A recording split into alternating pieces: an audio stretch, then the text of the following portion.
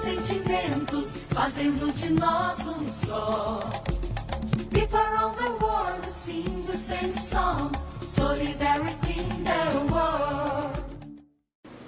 Meus amigos, queridas amigas, depois de superado o túnel,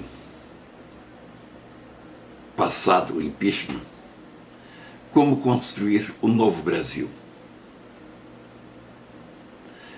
Passamos o centro do furacão político, com o afastamento definitivo da ex-presidente Dilma Rousseff, do ex-presidente da Câmara Eduardo Cunha, e fim do mandato do presidente do Supremo Tribunal Ricardo Lewandowski, substituído por uma mulher, a ministra Carmen Lúcia.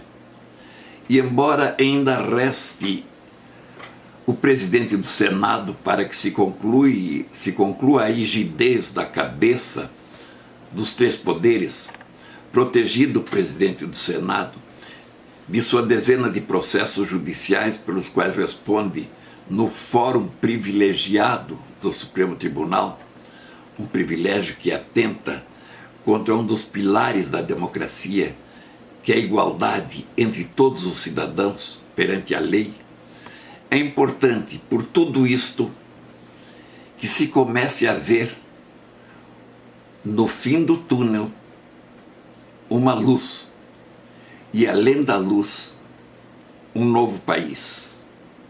É verdade que a luz que se vê não é lá uma luz tão intensa que seja capaz de afugentar de todo a escuridão, mas pode ser um sinal de que nos aproximamos, afinal, da saída do túnel.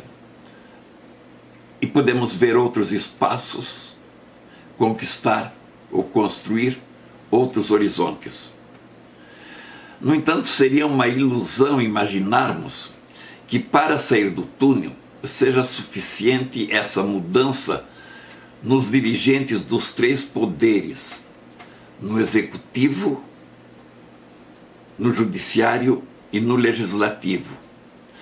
Mas no executivo e no legislativo, defenestrados por práticas indecorosas, atentatórias à ética e ao direito, e no judiciário, por uma ordem sucessória natural, mas que nas próprias palavras da presidente empossada, a ministra Carmen Lúcia, como nas palavras do ministro decano que a saudou, nos permitem a esperança de uma nova fase no Supremo, onde mais que a jurisprudência interpretada de acordo com as próprias idiosincrasias ou os ajustes de interesse frequentemente, prevaleçam os valores da sociedade brasileira, e onde a corrupção e os que a praticam ou que a sustentam não passarão.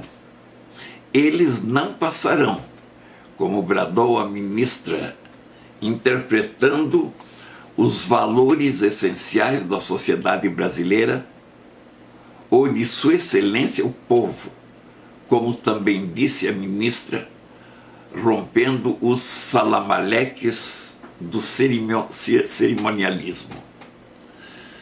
Ou como tiveram de ouvir alguns que tentaram passar, sentados à mesa das autoridades ou no auditório do Supremo, como deveriam ouvir ou ter ouvido também muitos dos que no plenário da Câmara dos Deputados votaram a perda do mandato de seu ex-presidente, não propriamente por suas convicções ou pela coerência de sua vida e de suas ações, de suas práticas pregressas, mas por medo do povo, às vésperas da eleição.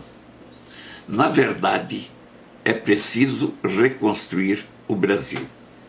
Para reconstruir o Brasil, meu querido amigo, querida amiga, é necessário, no entanto, ir muito além do que simplesmente substituir, dentro de uma conjuntura, castas políticas, sem dúvida, um passo importante.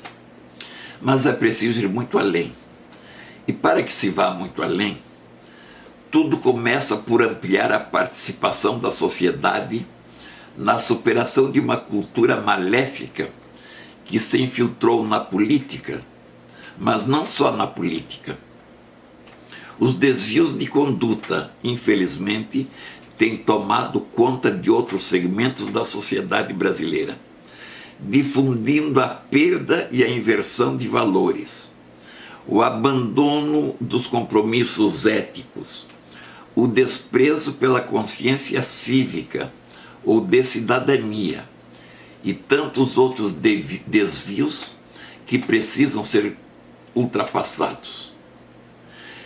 Nesta obra, que necessita ser iniciada com urgência, porque há de ser uma obra de toda uma geração, é preciso que se engajem as famílias, as escolas de todos os níveis, as universidades, as igrejas, enfim, todos aqueles que, como a família, as escolas, as universidades, as igrejas, têm uma responsabilidade direta na educação das novas, e não só das novas, mas também da atual geração. A superação dessa condenável cultura da corrupção e da perda dos valores constitui uma opção essencial da sociedade, na qual devem estar engajados todos aqueles que amam o Brasil, que amam esta e a futura geração, o que significa dizer que esta é uma obra em que se devem engajar todos aqueles que somam verdadeiramente as gerações de nossos filhos, aqueles que as amam, e de todos aqueles que vierem depois. É preciso retornar à educação de valores, dos valores que se perderam e de novos valores, todos compromissados com a ética ou com a convivência civilizada numa sociedade transformada, isto é, uma convivência humana, solidária e participativa. É sem deixar de ver e refletir sobre esse contexto maior, cuja mudança há de ocorrer num tempo maior, porque assim é a duração das mudanças civilizatórias. É sem deixar de refletir sobre isso que devem ser adotadas as medidas urgentes e imediatas, requeridas para sair do caos e da escuridão do túnel a que fomos conduzidos, pela perda dos compromissos éticos, pela incompetência e pela corrupção. Se este contexto for esquecido, as medidas que se adotarem apenas poderão dar uma sobrevida ao Brasil, até que se arme a próxima crise, que virá, e virá com gravidade cada vez maior, não tenham dúvida. Quando se fala em medidas urgentes e necessárias, é preciso também ir além, muito além das medidas corretivas que estão na ordem do dia. O ajuste fiscal, o reequilíbrio das contas públicas, a reforma da Previdência, a racionalização tributária, a eliminação da inflação, são todas necessárias e urgentes, mas não são suficientes para mudar o Brasil. Também não se pode modificar tão pouco, tão pouquinho, que tudo permaneça como está, ou mudar tudo para que nada mude. Citando mais uma vez a citada frase de Tomás de Lampedusa. Pela sua importância, e sobretudo porque estará nas ruas, estará nas promessas dos políticos, estará na boca dos comunicadores, estará na conversa e no debate dos intelectuais. Cito como exemplo desse equívoco e ao mesmo tempo como alerta a reforma política, que ameaça resumir tudo apenas a uma reforma partidária ou a uma reforma eleitoral, o que fará com que tudo, parecendo mudar, permaneça exatamente como está, mantendo boa parte da origem de todos os nossos males. A centralização do poder no governo federal, que torna a Federação Brasileira mera ficção, eliminando os Estados-membros e os municípios, transformados em pedintes estaduais e municipais, e deixando as pessoas longe da satisfação de seus direitos e de seu dever de fiscalização, encastelando o poder em seus palácios e no gozo de suas mordomias. Dentro da concentração nas mãos do governo federal, a concentração do poder nas mãos do executivo, submetendo o legislativo e o judiciário a seus interesses, transformados em amplo mercado onde se compram e vendem consciências, com a moeda de troca de favores mútuos e da corrupção. A eliminação de odiosos privilégios e mordomias, de que se autolocupletam os poderes, como o assinte dos salários e das mordomias do judiciário e de algumas classes privilegiadas, o acesso a serviços diferenciados da previdência e da assistência à saúde, à moradia e ao transporte, em regimes absolutamente diferenciados dos mesmos serviços oferecidos ao povo, mordomias que podem ter no fórum privilegiado uma de suas expressões mais gritantes de ofensa à lei, que estabelece a igualdade de todos os cidadãos perante a lei.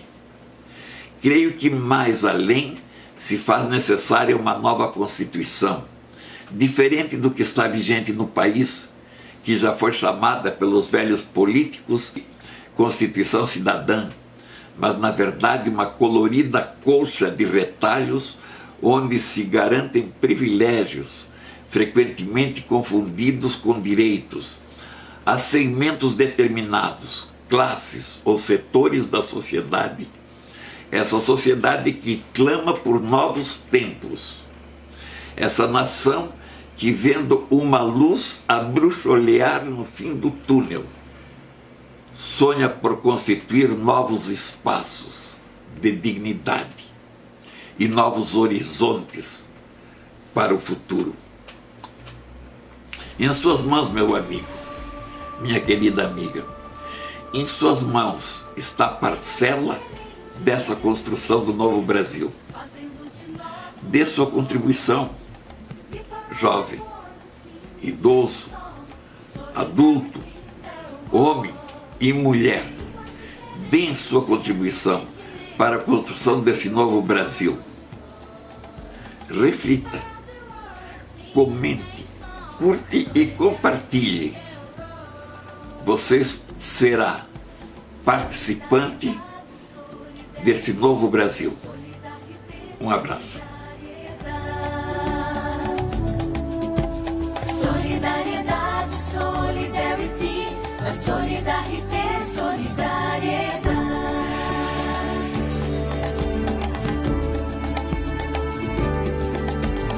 Il n'y a pas de frontières qui séparent les sentiments qui nous rapprochent. No hay más fronteras diferenciando la necesidad.